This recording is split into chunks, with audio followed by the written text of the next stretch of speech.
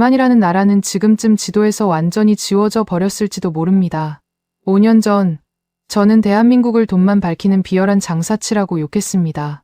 우리에게 무기를 팔지 않겠다는 그들의 결정을 오만함이라 비난했고 보안을 지키라는 그들의 경고를 우리를 무시하는 모욕으로 받아들였죠.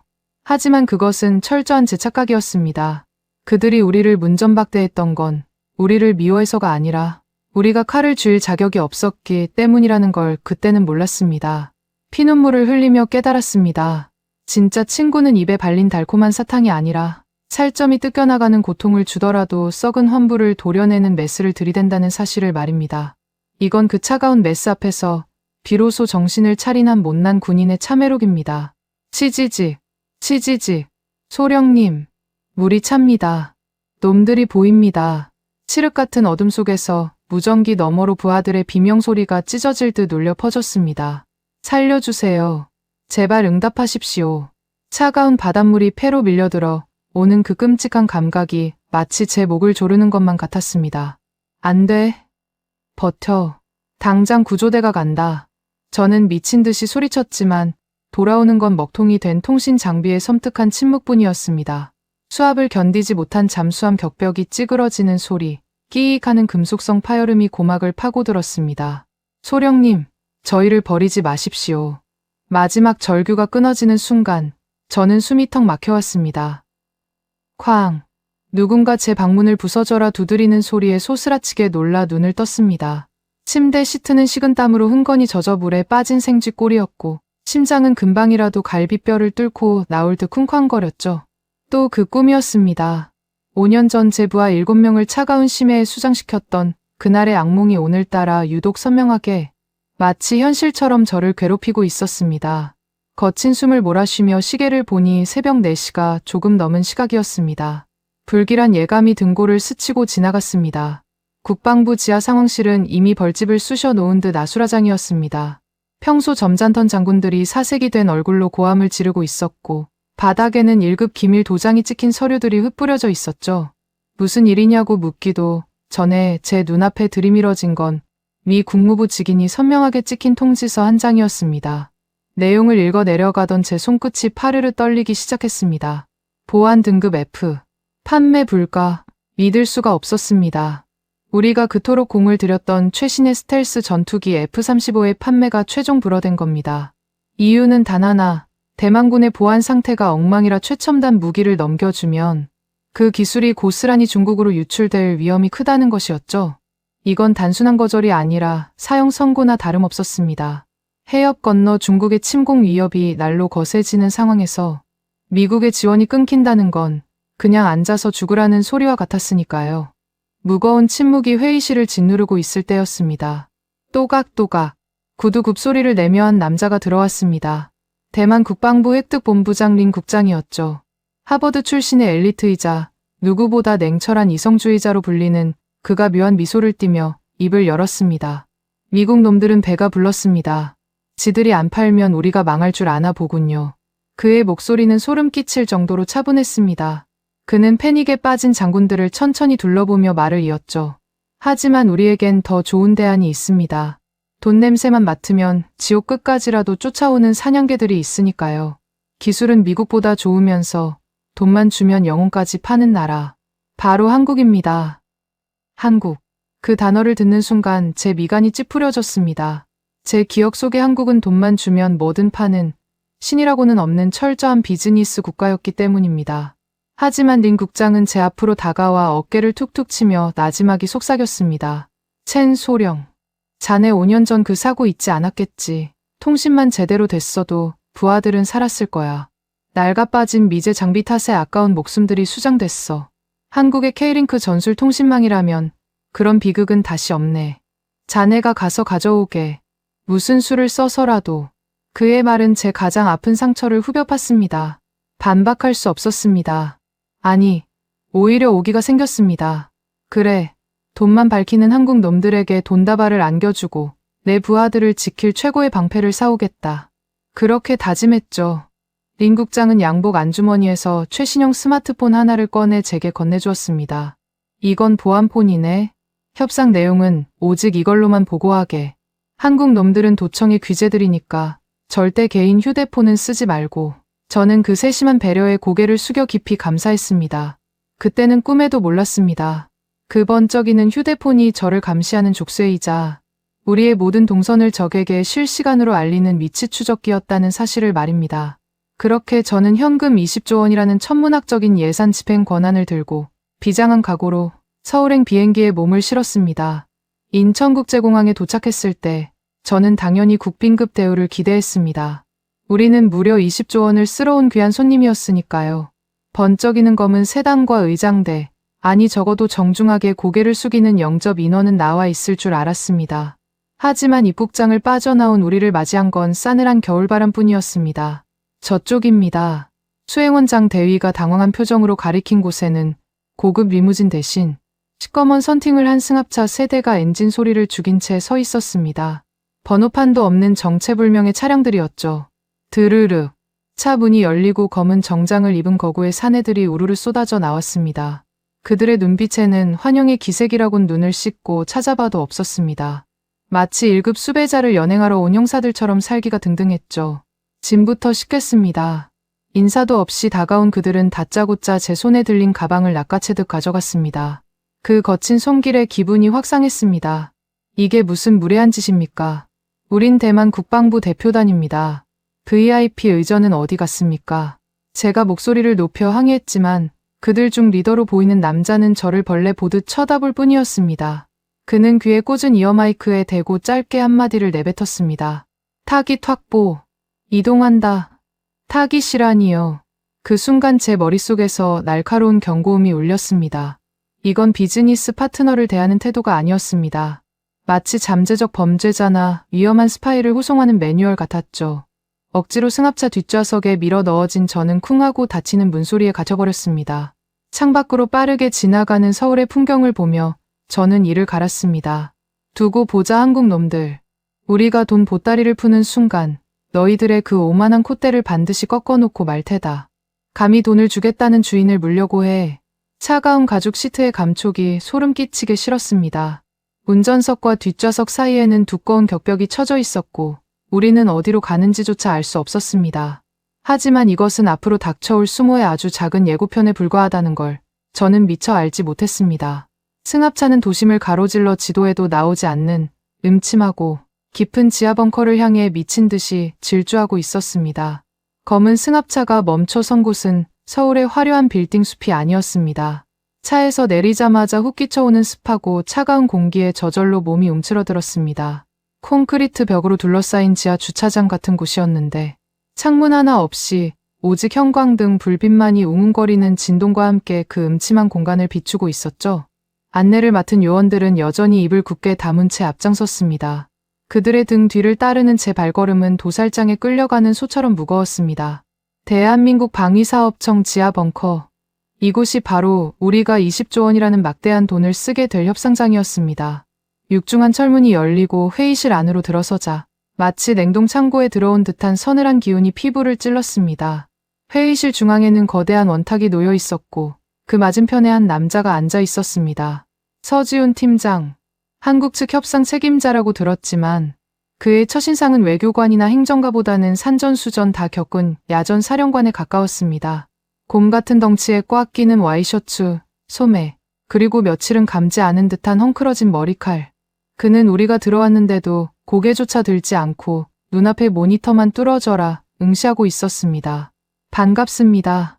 대만 국방부에서 온 첸 소령입니다. 제가 먼저 다가가 손을 내밀었습니다. 비즈니스의 기본은 악수니까요. 하지만 그는 제 손을 보지도 않았습니다. 그저 키보드를 두드리는 손가락을 멈추지 않은 채 건조하게 내뱉을 뿐이었죠. 거기 앉으십시오. 시간 없으니까. 허공에 멈춘 제 손이 민망하게 떨렸습니다. 화끈거리는 얼굴을 감추려 억지로 자리에 앉으려는 순간 고막을 찢는 듯한 날카로운 경고음이 회의실 전체를 뒤흔들었습니다. 소리는 입구 쪽에 설치된 보안 검색대에서 나고 있었죠. 당황한 제가 주위를 둘러보자 검색대의 붉은 경광등이 미친 듯이 회전하며 링국장의 가방을 가리키고 있었습니다. 서지훈 팀장이 그제야 고개를 들었습니다. 그의 입가에는 싸늘한 비웃음이 걸려 있었습니다. 손님 예의가 대단하시네. 남의 안방에 들어오면서 주머니에 쥐새끼를 달고 오셨어. 무슨 말씀이십니까? 이건 외교적 결례입니다. 린 국장이 불쾌하다는 듯 가방을 움켜쥐며 항변했습니다. 하지만 한국 측 보안 요원이 다가와 린 국장의 손에서 태블릿 PC를 거칠게 낚아챘습니다. 검색대를 통과하자마자 다시금 요란한 사이렌 소리가 울려 퍼졌죠. 서 팀장은 턱짓으로 태블릿을 가리켰습니다. 그 안에 든 거 단순한 업무용은 아닐 텐데 송신 전파가 아주 요란하게 잡히는군. 린 국장의 얼굴이 순간 흙빛으로 변했습니다. 저도 당황스러웠습니다. 린 국장은 분명 단순한 참고 자료가 든 태블릿이라고 했습니다. 하지만 한국의 보안 시스템은 우리가 숨기려 했던 무언가를 정확히 짚어내고 있었던 겁니다. 분위기가 순식간에 얼어붙었습니다. 린 국장은 식은땀이 맺힌 이마를 손수건으로 닦으며 억지 미소를 지어 보였습니다. 오해입니다. 통신 설정에 오류가 있었나 보군요. 사과의 뜻으로 저희가 준비한 작은 성의를 먼저 보여드리고 싶습니다. 린 국장은 재빨리 품 안에서 고급스러운 칠기 상자 하나를 꺼내 테이블 위로 밀었습니다. 상황을 무마하려는 필사적인 몸부림이었죠. 몽블랑 만년필 세트입니다. 그리고 이건 계약서 초안인데 저희가 원래 제시했던 금액의 20%를 더 얹어드리겠습니다. 현금으로 일시불 지급하죠. 한국 입장에서도 나쁜 조건은 아닐 겁니다. 돈이면 다 해결될 거라는 린 국장의 뻔뻔한 태도에 제 얼굴이 화끈거렸습니다. 하지만 한편으로는 서 팀장의 반응이 궁금했습니다. 20%면 수천억 원이 넘는 돈입니다. 아무리 콧대 높은 한국이라도 이 정도 제안은 거절하기 힘들 터였죠. 서 팀장은 묵묵히 그 상자를 바라보았습니다. 잠시 후 그가 투박한 손을 뻗어 만년필을 집어들었습니다. 좋은 물건이군요. 그가 만년필을 이리저리 돌려보며 중얼거렸습니다. 린 국장의 얼굴에 안도의 빛이 스쳤습니다. 마음에 드신다니 다행입니다. 앞으로 잘 부탁드린다는 의미로. 말이 채 끝나기도 전이었습니다. 끔찍한 파열음이 회의실의 정적을 깼습니다. 제 눈을 의심했습니다.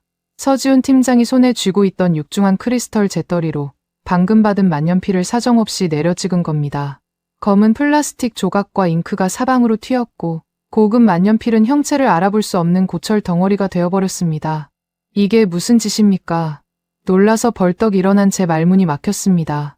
서 팀장은 아무 일도 없었다는 듯 박살난 만년필 잔해 속에서 핀셋으로 무언가를 집어 올렸습니다. 쌀알보다 작은 크기의 금속 칩이었습니다. 놀랍게도 그 작은 칩에서는 여전히 붉은 빛이 미세하게 깜빡거리고 있었죠. 도청기, 그것도 최신형이네. 서 팀장의 목소리는 지옥에서 올라온 듯 낮고 음산했습니다. 그는 그 칩을 린 국장의 눈앞에 들이밀며 으르렁거렸습니다. 선물입니까? 아니면 수갑입니까? 계약금 더 얹어준다는 핑계로 우리 시스템에 구멍을 뚫으시겠다. 아닙니다. 저는 정말 모르는 일입니다. 린 국장이 손사래를 쳤지만 이미 그의 눈동자는 심하게 흔들리고 있었습니다. 서 팀장은 칩을 손가락으로 으깨버린 뒤 자리에서 벌떡 일어났습니다. 거대한 곰이 일어서는 듯한 위압감에 저도 모르게 뒷걸음질을 쳤습니다. 협상은 없습니다. 전원 추방해. 그의 명령은 단호했습니다. 대기하고 있던 무장 요원들이 순식간에 우리를 포위했습니다. 이게 무슨 날벼락입니까? 협상 테이블에 앉은 지 10분도 채 되지 않았습니다. 20조 원을 들고 온 국빈을 이렇게 개 쫓듯 쫓아낸다는 게 말이 됩니까? 팀장님, 오해입니다. 제 말을 좀 들어보십시오. 제가 다급하게 외쳤지만 요원들은 제 양팔을 억세게 붙잡고 출구로 끌고 갔습니다. 질질 끌려나가며 뒤를 돌아보았을 때 서지훈 팀장은 이미 다시 모니터로 시선을 돌린 채였습니다. 하지만 문이 닫히기 직전 그가 던진 마지막 한마디가 비수처럼 날아와 제 가슴에 꽂혔습니다. 귀를 씻고 눈을 뜨십시오. 똥인지 된장인지 구분도 못하면서 총은 무슨 얼어 죽을 총이야. 육중한 철문이 닫히는 진동과 함께 서 팀장의 모습이 시야에서 사라졌습니다. 벙커 밖으로 쫓겨난 우리는 멍하니 서로를 바라보았습니다. 수치심과 분노로 온몸이 떨렸습니다. 귀를 씻고 눈을 떠라.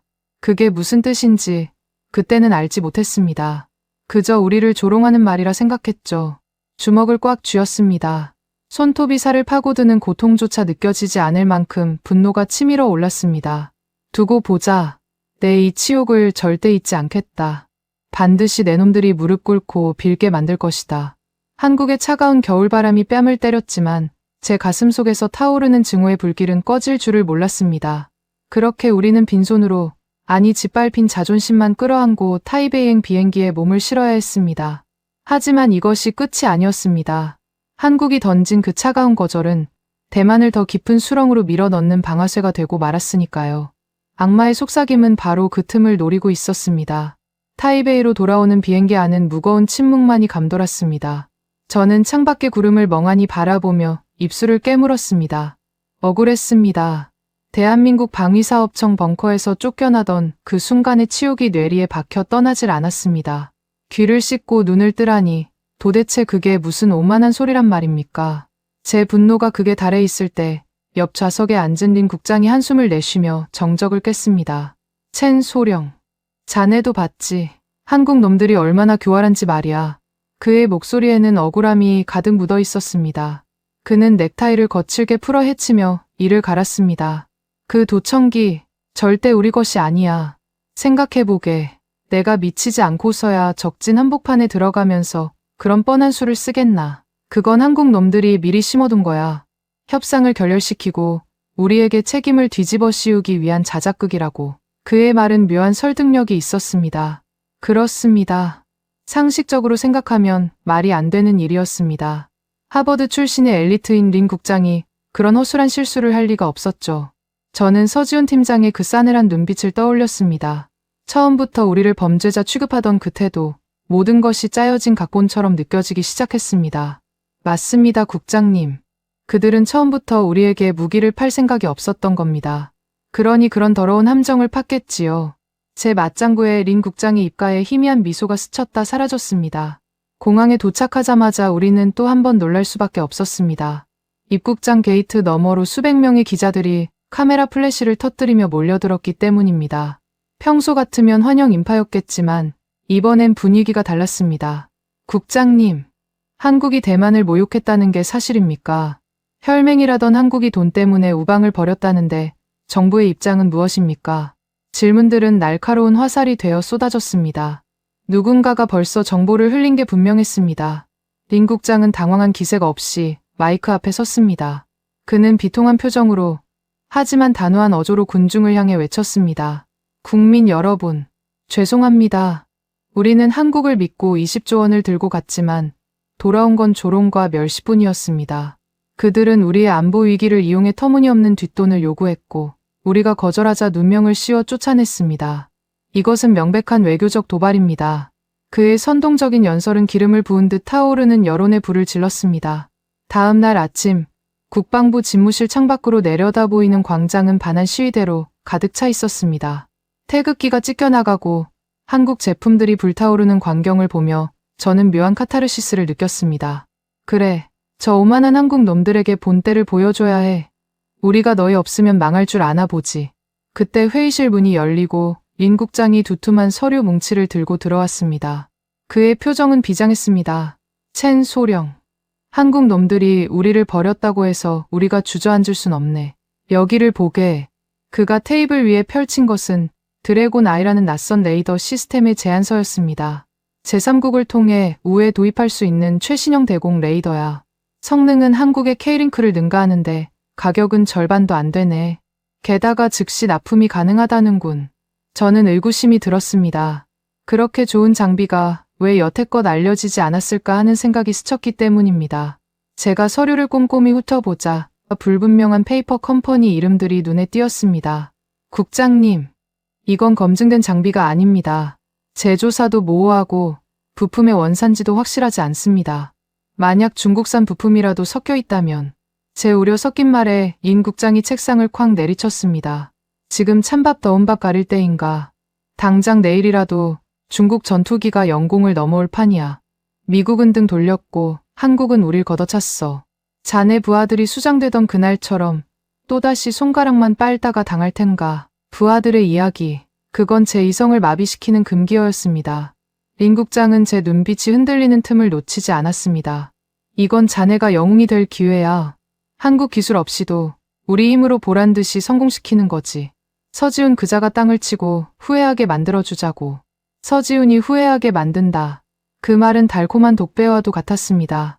제 가슴속 깊은 곳에 자리 잡은 열등감과 복수심이 이성을 집어삼켰습니다.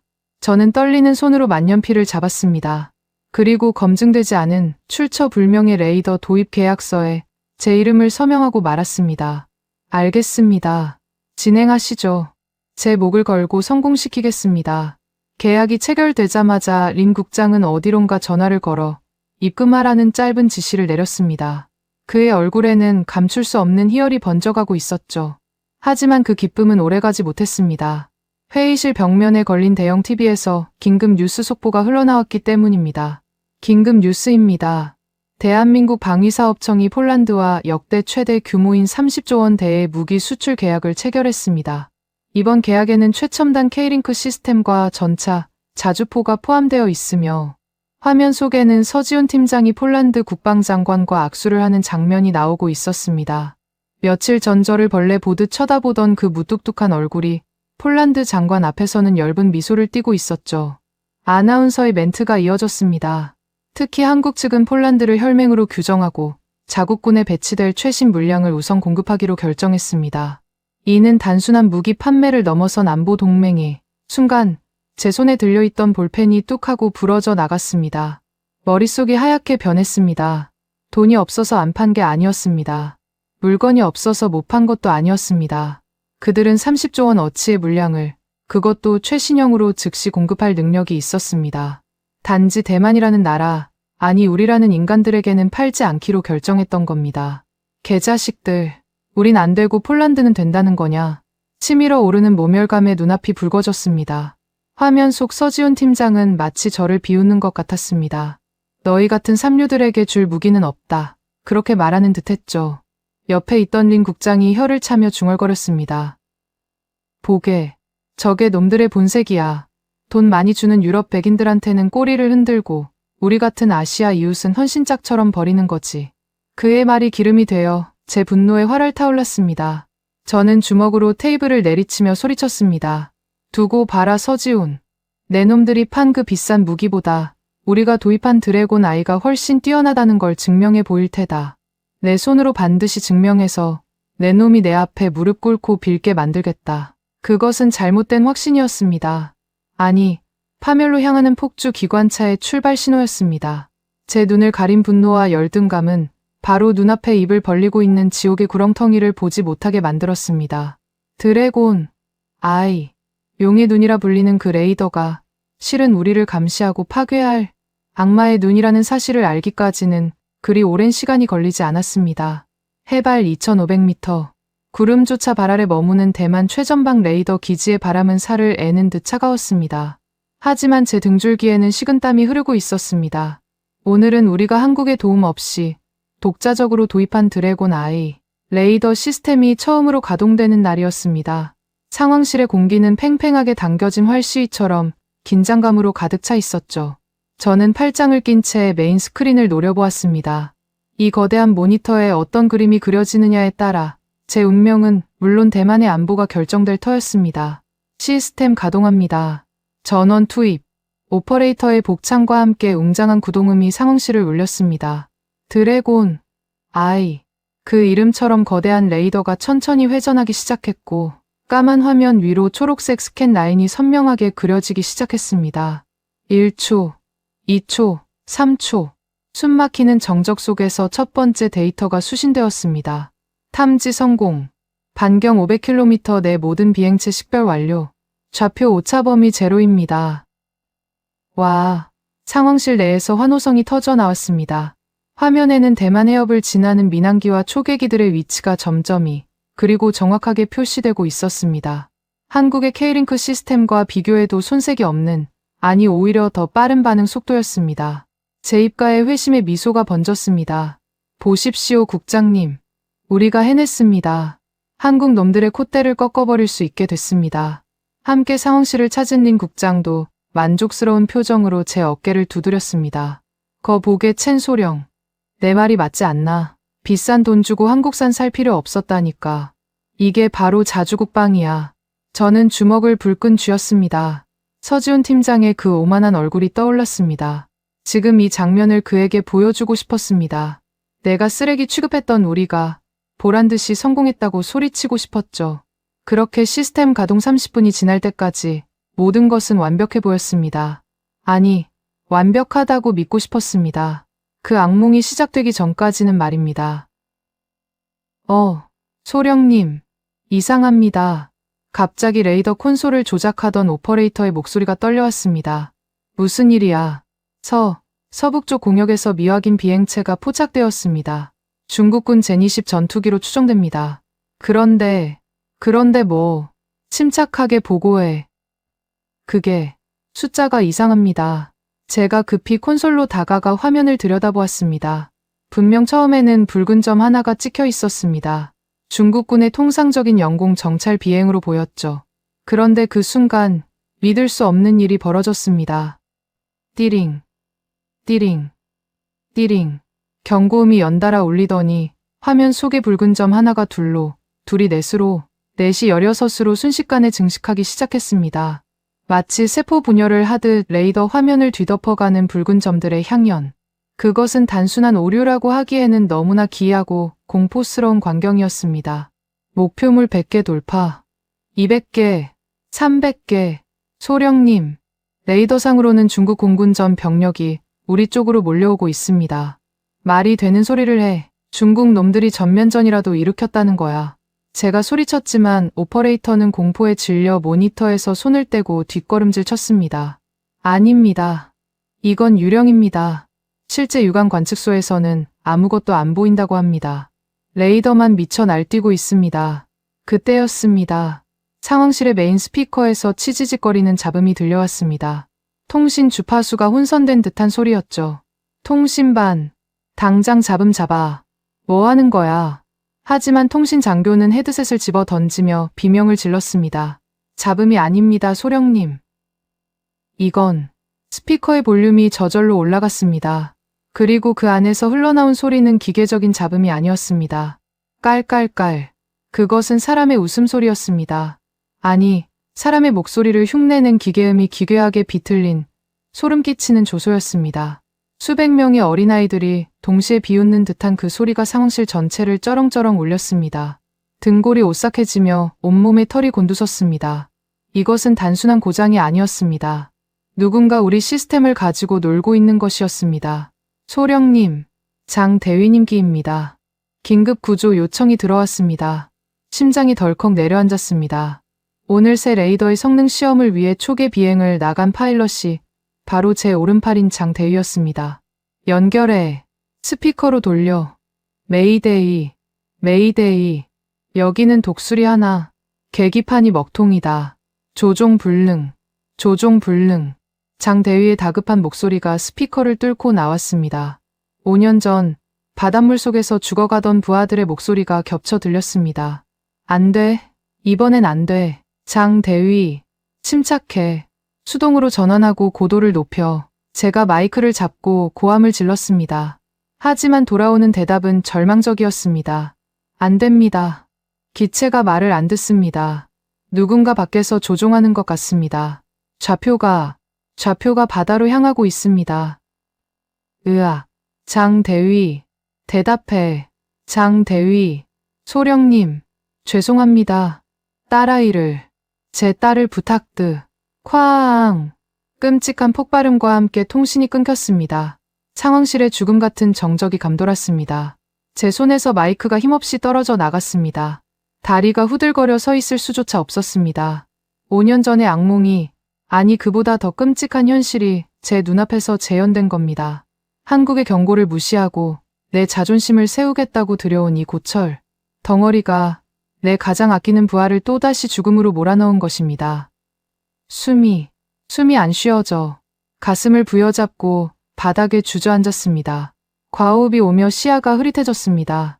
그때 미쳐 날뛰던 붉은 점들이 사라지고 레이더 메인 스크린이 검게 변했습니다. 전원이 나간 것일까요? 아니요. 차라리 전원이 나갔으면 좋았을 겁니다. 껌뻑. 검은 화면 중앙에 핏빛처럼 붉은 글씨가 천천히 떠올랐습니다. 니 하오. 중국어 인사말. 그것은 우리를 향한 인사가 아니었습니다. 너희의 심장은 이미 우리가 쥐고 있다는 섬뜩한 사형 선고였습니다. 드래곤 아이는 중국이 심어놓은 트로이의 목마였고 우리는 제 손으로 성문을 열어 적을 안방으로 들인 꼴이었습니다. 이건 함정이야. 린 국장은 이미 사색이 되어 어디론가 사라진 뒤였습니다.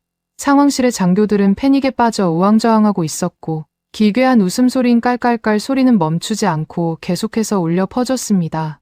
바닥을 기어가던 제 손에 무언가가 잡혔습니다. 주머니에서 떨어진 꼬깃꼬깃하게 구겨진 종이 뭉치였습니다. 한국에서 쫓겨날 때 서지훈 팀장이 쓰레기통에서 주워 제 가슴팍에 던져주었던 바로 그 영수증 이면지였습니다. 귀를 씻고 눈을 뜨십시오. 서 팀장의 환청이 들려왔습니다. 눈물이 앞을 가려 흐릿한 시야로 그 종이를 펴보았습니다. 그저 쓰레기인 줄 알고 처박아 두었던 그 종이 뒷면에 깨알 같은 글씨들이 인쇄되어 있었습니다. 그것을 본 순간 제 심장이 멎는 듯했습니다. 그것은 단순한 영수증이 아니었습니다. 제가 지금 겪고 있는 이 모든 지옥도에 대한 해답이, 그리고 우리가 얼마나 멍청했는지를 보여주는 결정적인 증거가 그 안에 담겨 있었습니다. 붉은색 니아오라는 글자가 박힌 메인 스크린은 마치 악마의 눈동자처럼 상황실을 내려다보고 있었습니다. 웅성거리는 장교들의 비명, 끊임없이 울리는 경보음, 그리고 제 머릿속을 맴도는 장 대위의 마지막 단말마. 모든 것이 현실감 없이 윙윙거리는 이명으로 변해 제 고막을 때렸습니다. 저는 바닥에 주저앉아 거친 숨을 몰아쉬었습니다. 공포보다 더 끔찍한 무력감이 온몸을 짓눌렀습니다. 그때 주머니 속에서 진동이 울렸습니다.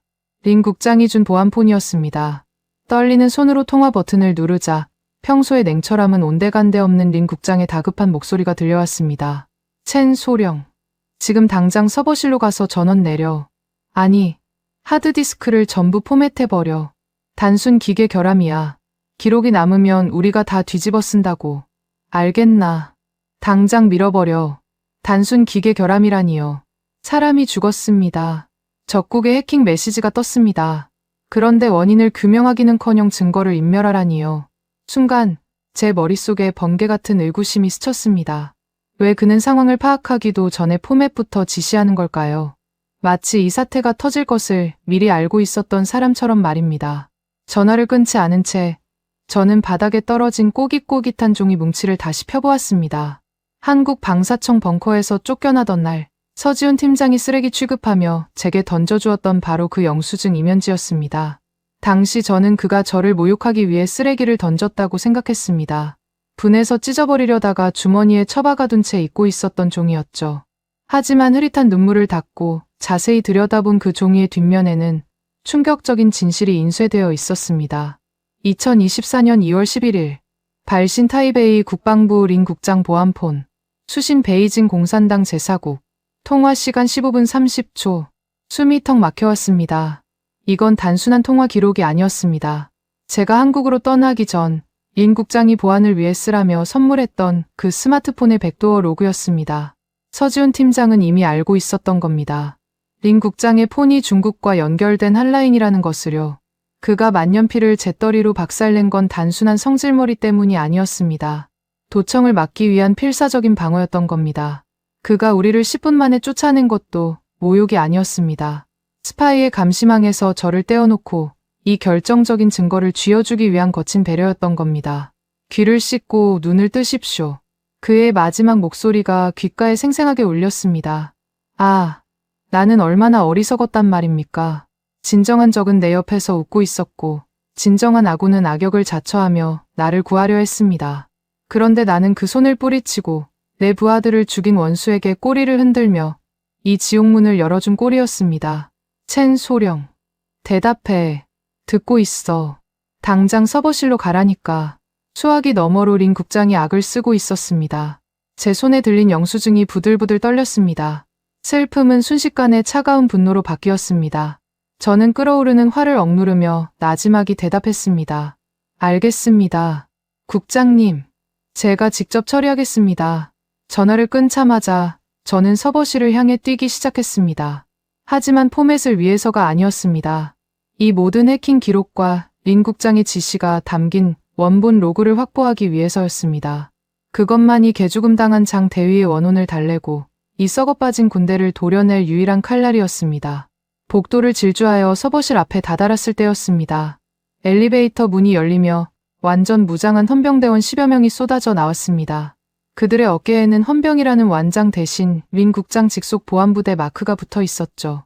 선두의 선 대위가 저를 발견하고는 권총을 뽑아 들었습니다. 첸 소령을 체포해라.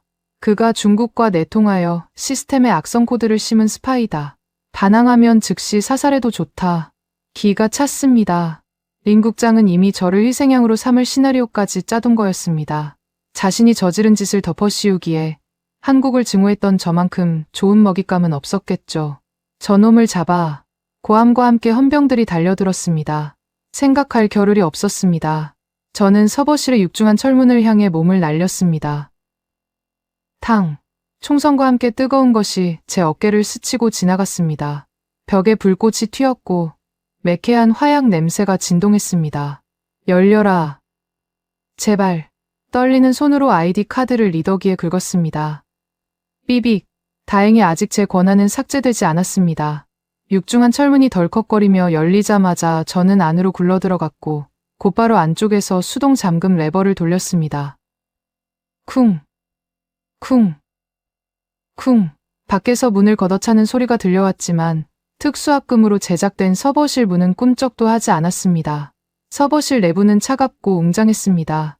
수백 개의 서버렉들이 윙윙거리는 소리를 내며 돌아가고 있었고 그 안에는 지금 이 순간에도 대만군을 파괴하고 있는 악성 코드와 그것을 지시한 자들의 흔적이 고스란히 담겨 있었습니다.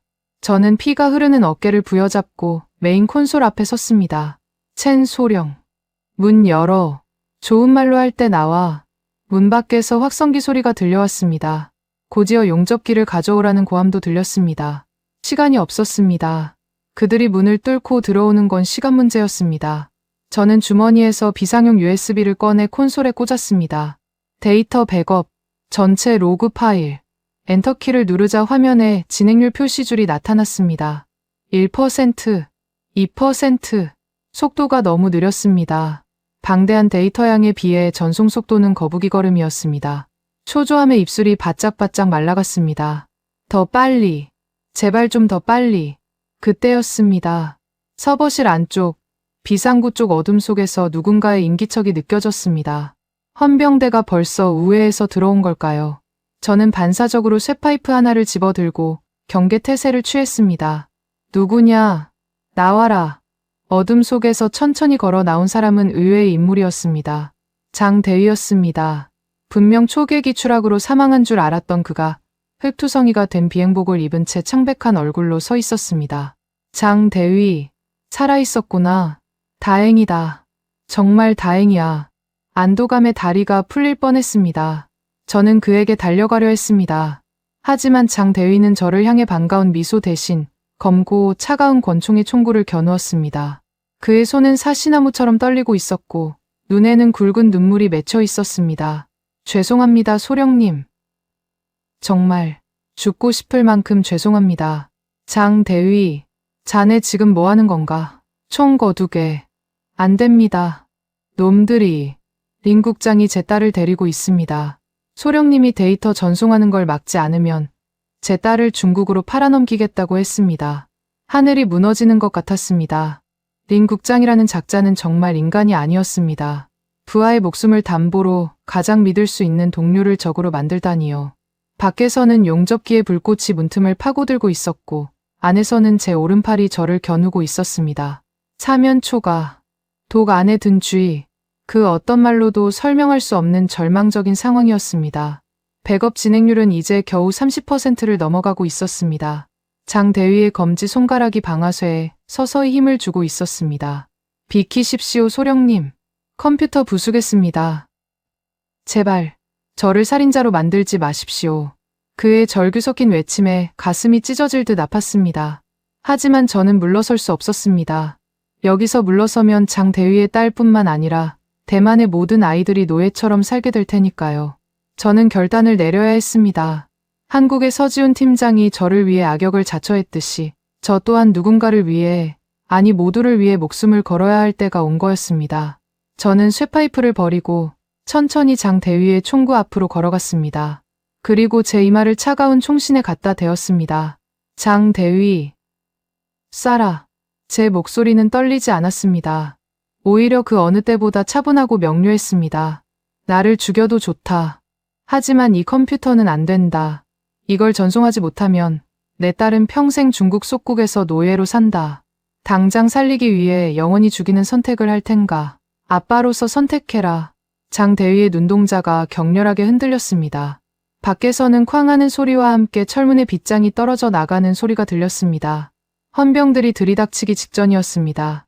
저는 눈을 감고 마지막을 기다렸습니다. 총성이 울릴지 아니면 기적이 일어날지. 모든 것은 이제 신의 뜻에 달려 있었습니다.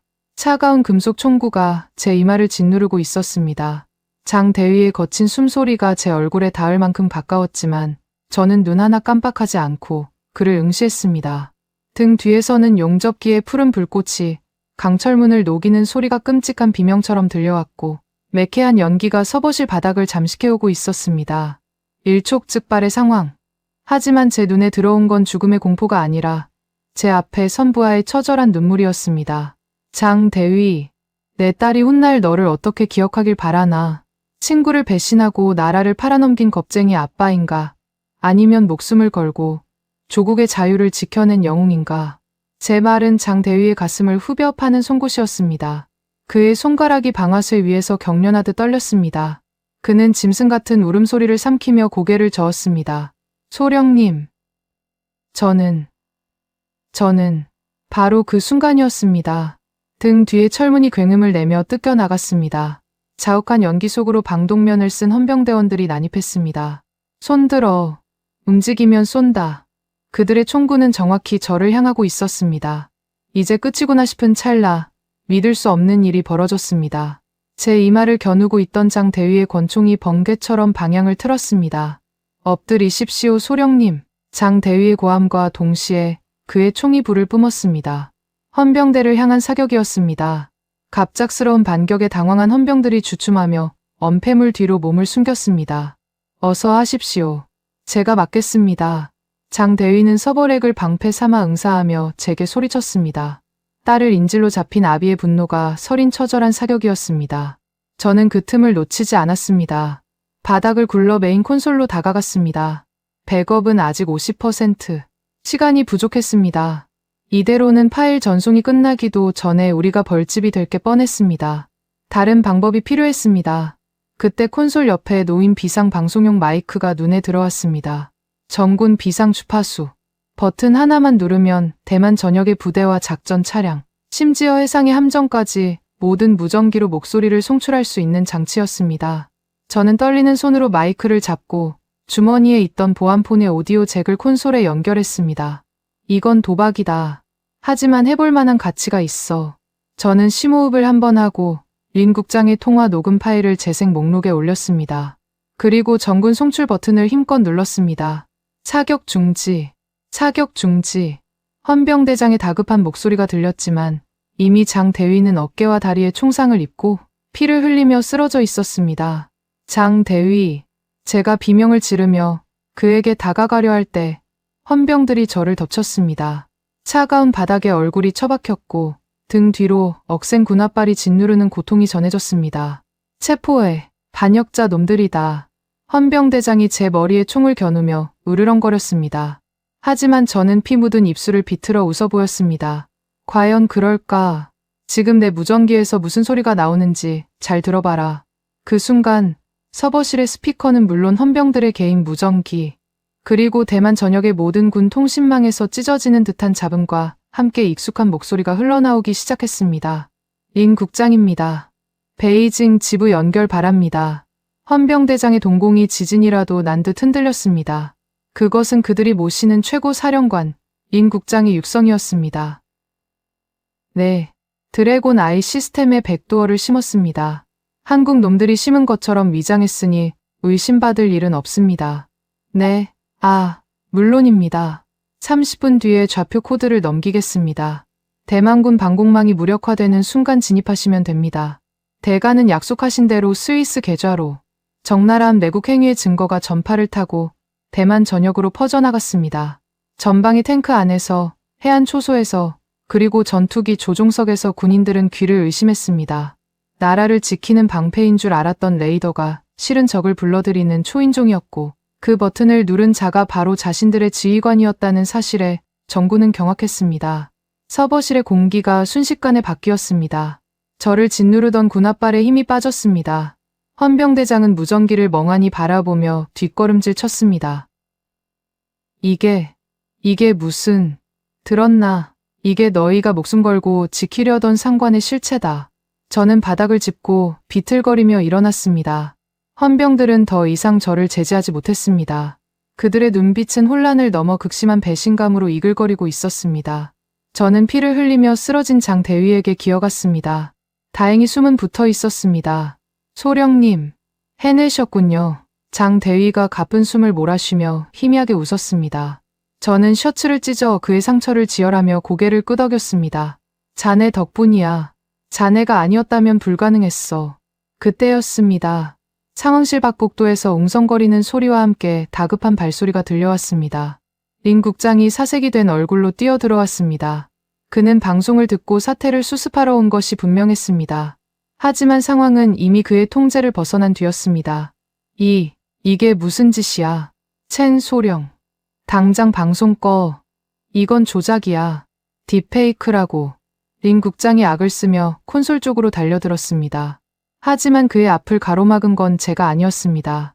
방금 전까지 저에게 총을 겨눴던 헌병대장이었습니다. 비키게. 내가 직접 끄겠네. 린 국장이 헌병대장을 밀치려 했지만 대장은 꿈쩍도 하지 않았습니다. 오히려 그는 천천히, 아주 천천히 자신의 권총을 들어 올려 린 국장의 가슴을 겨누었습니다. 국장님. 아니, 린 간첩. 움직이지 마십시오. 자네 미쳤나? 나는 자네 상관이야. 제 상관은 국가를 지키는 군인이지 나라를 팔아먹는 장사치가 아닙니다. 철컥. 장전되는 소리가 서버실의 정막을 갈랐습니다. 린 국장은 그제야 사태를 파악하고 털썩 주저앉았습니다. 그의 눈동자에는 권력의 정점에서 나락으로 떨어진 자의 공포가 가득했습니다. 저는 장 대위를 부축해 일으키며 그 추악한 광경을 지켜보았습니다. 끝났다. 린 국장. 제가 나지막이 말했습니다. 당신이 한국을 돈만 밝히는 장사치라고 비웃었지. 하지만 그들은 적어도 동맹을 팔아먹진 않았어. 진짜 장사치는 바로 당신이었군. 린 국장은 고개를 떨구었습니다. 헌병들이 그를 거칠게 일으켜 세워 끌고 나갔습니다. 복도 너머에서는 만세 소리와 함께 린 국장의 체포를 외치는 장병들의 함성이 파도처럼 밀려오고 있었습니다. 길고 길었던 밤이 끝나가고 있었습니다. 하지만 제 마음은 후련하기보다 무거웠습니다. 우리는 스파이를 잡았지만 남은 건 고철이 된 장비와 무너진 신뢰뿐이었습니다. 나라를 지킬 힘이 없는 평화가 얼마나 위태로운지 저는 뼈저리게 느끼고 있었습니다. 창밖으로 빗줄기가 쏟아지기 시작했습니다. 모든 오물이 씻겨 내려가길 바라는 듯 거센 폭우였습니다. 저는 부상당한 장 대위를 의무대로 보낸 뒤 비틀거리는 걸음으로 건물을 나섰습니다. 제가 가야 할 곳은 집이 아니었습니다. 염치 없고 뻔뻔하지만 지금 당장 무릎 꿇고 빌어야 할 상대가 있었습니다. 그들이 있는 곳, 대한민국 대사관으로 향하는 제 발걸음 위로 차가운 비가 하염없이 쏟아져 내렸습니다. 하늘이 뚫린 듯 쏟아지는 폭우가 제 온몸을 때렸습니다. 마치 하늘이 제 어리석음을 꾸짖는 매질 같았습니다. 타이베이 시내 한복판, 대한민국 대사관의 육중한 철문 앞에는 물웅덩이가 깊게 패여 있었고 저는 그 차가운 흙탕물 위에 무릎을 꿇고 있었습니다. 우산도, 우비도 없었습니다.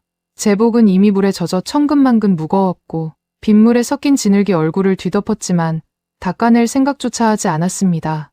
지나가던 시민들이 수군거리고 대사관 경비원들이 나와서 돌아가라고 소리쳤지만 저는 망부석처럼 꼼짝도 하지 않았습니다.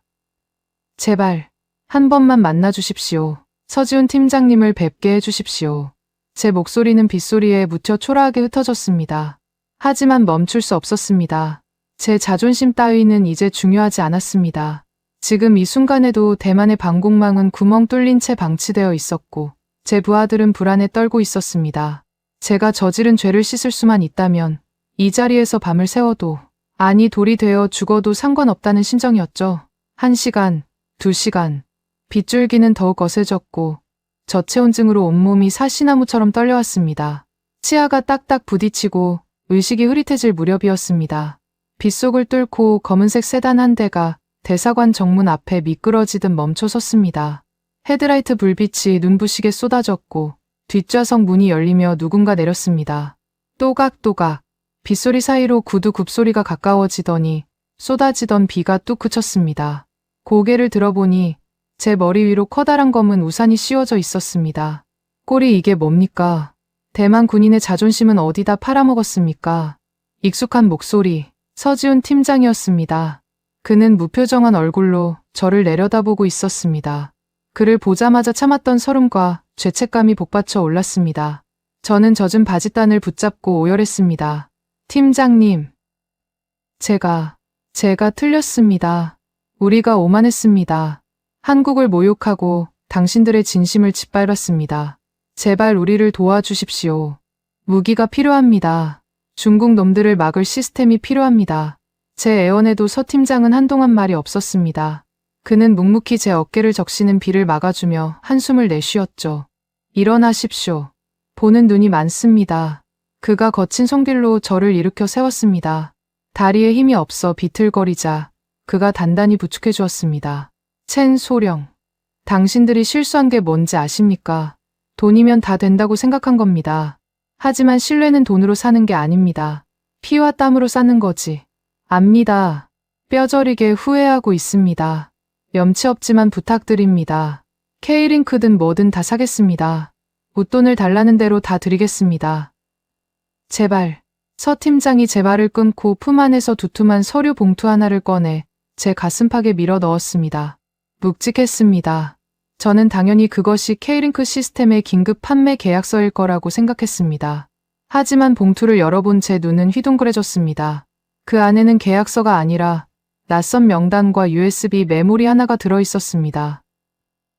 이게 뭡니까? 화이트 해커 50인의 명단, 그리고 우리 사이버 사령부가 개발한 악성 코드 제거용 백신입니다. 제 귀를 의심했습니다. 무기가 아니었습니다. 그가 내민 건 총칼이 아니라 병든 시스템을 치료할 의사들이었습니다. 무기는 안 팝니다. 서 팀장이 단호하게 말했습니다. 심장이 철렁 내려앉는 순간 그가 이어서 툭 내뱉은 말은 제 가슴을 강하게 울렸습니다. 청소부터 합시다. 무기는 깨끗한 그릇에 담아야 하니까. 똥물이 든 그릇에 최고급 요리를 담아봤자 그건 그냥 쓰레기일 뿐입니다. 지금 당신들 군대가 딱 그 꼴입니다. 그의 말은 거칠었지만 그 안에는 따뜻한 진심이 담겨 있었습니다. 그는 우리가 당장 급하다고 해서 무작정 무기를 팔아치우는 장사치가 아니었습니다. 무너진 기초부터 다시 세워주려는 진정한 스승이자 형제의 마음으로 우리를 대하고 있었던 겁니다. 지금 즉시 한국 최고의 화이트 해커팀이 투입될 겁니다. 이 친구들은 돈 냄새가 아니라 바이러스 냄새를 맡으면 미친 개처럼 달려드는 놈들이죠. 24시간, 딱 하루면 됩니다. 눈물이 빗물과 섞여 하염없이 흘러내렸습니다. 고맙다는 말조차 나오지 않을 만큼 목이 메었습니다. 서 팀장은 젖은 제 어깨를 툭툭 털어주며 처음으로 희미한 미소를 지어 보였습니다. 가서 지휘하십시오 소령. 비 맞고 청승 떨 시간에 부하들 밥이라도 한 끼 더 챙기란 말입니다. 그는 우산을 제 손에 쥐어주고는 뒤도 돌아보지 않고 차에 올랐습니다. 멀어지는 미등을 보며 저는 빗속에서 거수경례를 올렸습니다. 필승. 그 순간만큼은 그가 한국군이 아니라 저희 진정한 상관처럼 느껴졌습니다. 기적은 그날 밤 바로 일어났습니다. 서 팀장이 건넨 USB가 국방부 서버에 꽂히는 순간 상황실의 모니터들은 전쟁터를 방불케 했습니다. 한국에서 원격 접속한 50명의 해커 군단은 그야말로 사이버 공간의 특수부대였습니다. 그들은 드래곤 아이 깊숙이 숨겨진 중국의 악성 코드를 사냥개처럼 찾아내 물어뜯었습니다. 50% 치료 완료. 속도가 엄청납니다. 백도어 포트 전면 차단. 중국 측 접속 시도가 모조리 튕겨나가고 있습니다. 오퍼레이터들의 보고가 빗발쳤습니다. 화면을 가득 채웠던 붉은 경고등이 하나둘씩 초록색 정상 신호로 바뀌어가고 있었습니다. 마치 죽어가던 환자의 심장이 다시 뛰는 듯한 광경이었습니다. 그리고 정확히 24시간 뒤 마지막 남은 악성 코드 조각이 소멸하면서 메인 스크린에는 시스템 정상화라는 파란 글씨가 떴습니다. 와, 상황실은 떠나갈 듯한 함성으로 가득 찼습니다. 서로 얼싸안고 우는 장교들, 바닥에 주저앉아 안도의 한숨을 내쉬는 기술자들. 그 감동의 도가니 속에서 저는 서 팀장이 준 명단을 꽉 쥐고 있었습니다. 그들은 우리에게 돈 한 푼 요구하지 않고 오직 동맹의 의리 하나로 밤을 새워 우리를 지켜주었습니다. 이것이 진짜 힘이구나. 돈으로 바른 무기가 아니라 위기 순간에 등을 맡길 수 있는 친구가 있다는 것. 그것이 진정한 국방력이라는 것을 저는 비로소 깨달았습니다. 비는 그쳤지만 제 마음속에는 새로운 폭풍이 일고 있었습니다. 그것은 한국에 대한 무한한 존경과 감사, 그리고 다시는 이런 수모를 겪지 않겠다는 뼈를 깎는 각오였습니다. 하지만 서지훈 팀장의 선물은 여기서 끝이 아니었습니다. 2년 뒤 우리가 진정으로 준비가 되었을 때 그가 보여준 마지막 반전은 저를 다시 한번 그 앞에 무릎 꿇게 만들었습니다. 2026년 1월 차가운 바람 끝에 봄 기운이 묻어나는 서울의 하늘은 유난히 푸르고 높았습니다. 2년이라는 시간은 길다면 길고 짧다면 짧은 세월입니다. 하지만 첸 중령에게 지난 2년은 뼈와 살을 깎아내는 고통의 시간이자 동시에 가장 찬란한 환골탈태의 시간이었습니다. 대만 타이베이 국방부 청사의 공기는 이제 완전히 달라졌습니다. 스파이들이 득실대던 복도에는 매서운 눈빛의 보안 요원들이 서 있고 먼지 쌓인 서류 더미 대신 최첨단 보안 서버가 윙윙거리며 돌아가고 있습니다. 우리는 썩은 살을 도려냈습니다. 피가 철철 흐르는 고통을 감내하며 내부의 적을 숙청했고 시스템을 바닥부터 다시 짰습니다. 이제야 비로소 우리는 대한민국이 내미는 손을 잡을 자격을 갖추게 된 것입니다. 인천국제공항 입국장을 나서자 2년 전 저를 공포에 떨게 했던 검은 승합차 대신 본네트 위에 태극기와 대만 국기가 나란히 꽂힌 최고급 세단이 저를 기다리고 있었습니다. 어서 오십시오. 첸 중령님. 모시러 나왔습니다. 정복을 입은 한국군 장교가 절도 있는 경례로 저를 맞이했습니다. 그 정중한 대우에 오히려 제가 당황스러울 지경이었습니다. 차창 밖으로 스쳐 지나가는 2026년 서울의 풍경은 여전히 활기찼지만 그것을 바라보는 제 마음은 천지개벽한 듯 달라져 있었습니다. 2년 전에 저는 돈다발을 든 오만한 졸부였지만 지금의 저는 신념으로 무장한 군인이 되어 돌아왔으니까요. 차가 멈춘 곳은 예전의 그 음침한 지하 벙커가 아니었습니다. 햇살이 눈부시게 쏟아지는 방위사업청 본관의 대회의실. 그곳에서 서지훈 팀장이 저를 기다리고 있었습니다. 그는 2년 전보다 흰머리가 조금 더 늘어 보였습니다. 하지만 호랑이 같은 그 눈빛만은 여전히 형형하게 살아 저를 꿰뚫어보고 있었죠. 오랜만입니다. 중령 진급하셨더군요. 축하합니다. 서 팀장이 먼저 손을 내밀었습니다. 투박하고 거친 굳은 살이 박힌 그 손을 맞잡는 순간 가슴 속에서 뜨거운 것이 울컥 치밀어 올랐습니다. 다 팀장님 덕분입니다. 팀장님이 아니었다면 저는 아직도 무엇이 중요한지 모르는 멍청이였을 겁니다. 제 말에 그는 피식 웃으며 자리를 권했습니다. 빈말은 됐고 본론으로 들어갑시다. 가져온 제안서는 검토해봤습니다. 저는 긴장된 마음으로 자세를 고쳐 앉았습니다. 이번에야말로 한국의 최신 무기 체계를 도입해야 했습니다. 중국의 위협은 이제 코앞까지 닥쳐왔고 우리는 더 이상 지체할 시간이 없었으니까요. 저희가 원하는 건 K링크 버전 2와 장거리 미사일 요격 시스템입니다. 예산은 충분히 확보했습니다. 다만 제가 말끝을 흐리자 서 팀장이 눈썹을 꿈틀거렸습니다. 다만 뭐죠? 아시다시피 전 세계가 한국 무기를 사려고 줄을 서 있지 않습니까? 지금 주문하면 최소 2, 3년은 기다려야 한다고 들었습니다. 하지만 저희 사정이 급박합니다. 웃돈을 얼마든지 더 드릴 테니 최대한 납기를 당겨주실 수 있는지. 통상적으로 첨단 무기는 주문 제작 방식이라 계약 후 인도까지 수년이 걸립니다. 저는 그 기간을 단축하기 위해 무릎이라도 꿇을 각오가 되어 있었습니다. 서지훈 팀장은 아무 말 없이 서류철 하나를 제 앞으로 쓱 밀었습니다. 납기라. 글쎄요. 계약서 5조항을 한번 읽어보시죠. 저는 떨리는 손으로 계약서를 펼쳤습니다. 깨알 같은 조항들 사이에서 5조항을 찾은 제 눈이 휘둥그레졌습니다. 제5조. 인도 시기. 본 계약 체결 즉시 48시간 이내에 부산항에서 선적을 완료한다. 48시간이라니요.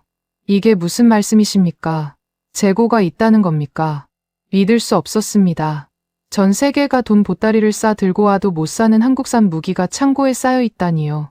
제 놀란 표정을 보며 서 팀장이 찻잔을 내려놓고 담담하게 입을 열었습니다. 2년 전, 2024년 겨울 기억합니까? 당신들이 그 가짜 레이더, 드래곤 아이 계약할 때 말입니다. 그때 우리 공장에서는 이미 대만으로 보낼 물량을 만들고 있었습니다. 네, 하지만 그때는 계약이 결렬되지 않았습니까? 그럼 그 물건들을 다른 나라에 팔지 않았습니다. 폴란드가 달라고 했고 사우디가 2배 값을 주겠다고 했지만 안 팔았습니다. 창고 구석에 먼지가 쌓이도록 그냥 뒀습니다. 머리를 한 대 얻어맞은 듯 멍해졌습니다.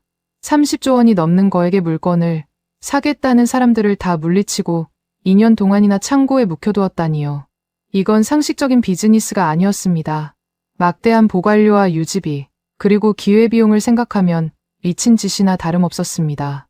도대체 왜 그러신 겁니까? 우리가 영영 안 돌아올 수도 있었지 않습니까? 제 물음에 서 팀장은 의자 깊숙이 몸을 기대며 창밖의 먼 하늘을 바라보았습니다. 그날 밤, 비 내리는 대사관 앞에서 당신 눈을 봤습니다.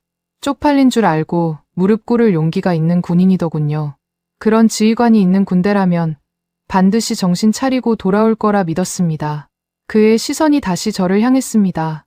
첸 중령, 무기는 말입니다. 돈 주는 놈한테 파는 게 아닙니다. 그걸 지킬 자격이 있는 놈한테 쥐어주는 겁니다. 썩은 손에 쥐어주면 그건 흉기가 되지만 당신처럼 굳은 살 박인 손에 쥐어주면 조국을 지키는 보검이 되니까요. 우린 당신이 그 자격을 갖출 때까지 2년 동안 기다린 겁니다. 눈시울이 붉어지다 못해 시야가 흐려졌습니다. 목구멍이 뜨거워 말 한마디 할 수 없었습니다. 한국은 단순히 물건을 파는 나라가 아니었습니다. 그들은 우리가 스스로 일어설 때까지 묵묵히 손해를 감수하며 기다려준 진정한 형제였습니다. 그들이 창고에서 먼지를 뒤집었으며 지켜낸 것은 단순한 강철 덩어리가 아니라 우리 대만의 미래이자 희망이었던 겁니다. 창원 물류센터에 가면 당신들을 기다리느라 목이 빠진 녀석들이 있을 겁니다. 먼지 좀 털어서 가져가십시오. 보관료는 깎아드릴 테니까. 서 팀장의 퉁명스러운 농담에 저는 울다가 웃고 말았습니다. 저는 자리에서 벌떡 일어났습니다. 그리고 제 군 생활 중 가장 절도 있고 경건한 자세로 그를 향해 거수경례를 올렸습니다. 감사합니다. 정말 감사합니다. 이 은혜, 죽을 때까지 잊지 않겠습니다. 대만 국민을 대신해 깊은 존경을 표합니다. 서 팀장도 천천히 자리에서 일어났습니다. 거구에 그가 저를 향해 마주 경례를 했습니다. 가서 지키십시오. 당신들의 조국을, 그리고 우리의 평화를. 필승. 회의실의 통유리창 너머로 2026년의 따스한 햇살이 쏟아져 들어와 우리 두 사람을 비췄습니다. 우리는 국적도 다르고 군복 색깔도 달랐지만 그 순간만큼은 같은 곳을 바라보는 전우였습니다. 대만으로 돌아가는 비행기 안, 저는 창밖을 내려다보며 맹세했습니다. 기술은 돈으로 살 수 있지만 나라를 지키는 신념은 오직 실현을 통해서만 얻을 수 있다는 것을. 그리고 대한민국은 그것을 가르쳐준 내 인생의 유일한 스승이었다는 사실을 말입니다. 이제 저는 두렵지 않습니다. 제 뒤에는 세상에서 가장 든든한 형제가, 그리고 제 손에는 그들이 믿고 맡긴 최고의 검이 들려 있으니까요. 바람이 찹니다. 하지만 이 바람은 실현이 아니라 우리를 더 높이 날게 할 순풍이 될 것입니다. 선생님들, 오늘 이야기 어떠셨나요? 저는 대본을 쓰는 내내 빗속에 무릎 꿇은 첸 중령과 그에게 우산을 씌워주던 서 팀장의 모습이 눈앞에 아른거려 몇 번이나 목이 메었답니다. 특히 자격을 갖출 때까지 2년을 기다렸다는 그 대목에서는 가슴 한구석이 찌릿하더군요. 단순히 물건을 파는 게 아니라 상대를 진정한 친구로 만들기 위해 손해를 감수하고 기다려주는 그 뚝심. 그것이야말로 돈으로는 절대 살 수 없는 우리 대한민국만의 정의자 품이 아닐까 싶습니다. 사실 저는 선생님들보다 훨씬 어린 세대라 그 시절의 배고픔이나 서러움을 머리로만 알지 가슴으로 다 알지는 못합니다. 그래서 때로는 작은 일에도 불평하고 조금만 힘들어도 주저앉으려 할 때가 많아요. 하지만 오늘 이야기를 쓰면서 다시금 깨달았습니다. 지금 전 세계가 부러워하는 이 위대한 대한민국을 만든 건 바로 이 영상을 보고 계신 선생님들의 피와 땀이었다는 사실을요. 기억나시나요? 캄캄한 독일의 지하 1000m 막장에서 석탄 가루를 마시며 검은 가래를 뱉어내던 그 시절을요. 숨이 턱턱 막히는 중동의 뜨거운 사막에서 모래바람 섞인 밥을 삼키며 콘크리트를 비비던 그날들을요. 구로공단에서 청계천에서 밤새 미싱을 돌리고 기름밥을 먹어가며 내 자식만큼은 배 골치 않게 하겠다고 이 악물고 버티셨잖아요. 그 거친 숨소리와 뚝심이 모여서 지금의 자주국방을 만들었고 세계가 우러러보는 선진국을 만든 겁니다. 그러니 선생님들, 혹여나 거울을 보며 이제 나도 늙었구나 내가 할 수 있는 게 없구나 하며 한숨 쉬지 마세요. 절대 그러시면 안 됩니다. 선생님들의 그 주름진 손등, 마디마디 굵어진 거친 손가락을 한번 가만히 들여다봐 주세요. 그건 늙고 초라한 흔적이 아닙니다. 그 어떤 장군의 별보다 빛나고 그 어떤 훈장보다 값진 영광의 상처랍니다. 아무것도 없던 맨 땅에서 기적을 일궈낸 영웅이 바로 선생님들이십니다. 저는 그 굳은 살 박인 손을 존경합니다. 저는 앞으로도 선생님들의 곁에서 재롱도 떨고 때로는 가슴 뜨거운 이야기를 전해드리는 든든한 말동무가 되겠습니다. 적적한 밤, 잠이 오지 않는 새벽에 언제든 찾아오세요. 제가 늘 이 자리에서 기다리고 있겠습니다. 요즘 날씨가 제법 쌀쌀합니다. 겨울바람이 아직 매서우니 외출하실 때는 목도리 꼭 챙기시고 빙판길 조심하셔야 해요. 감기 걸리면 입맛도 없으실 텐데 따뜻한 국물에 밥 한 술이라도 든든하게 챙겨 드셔야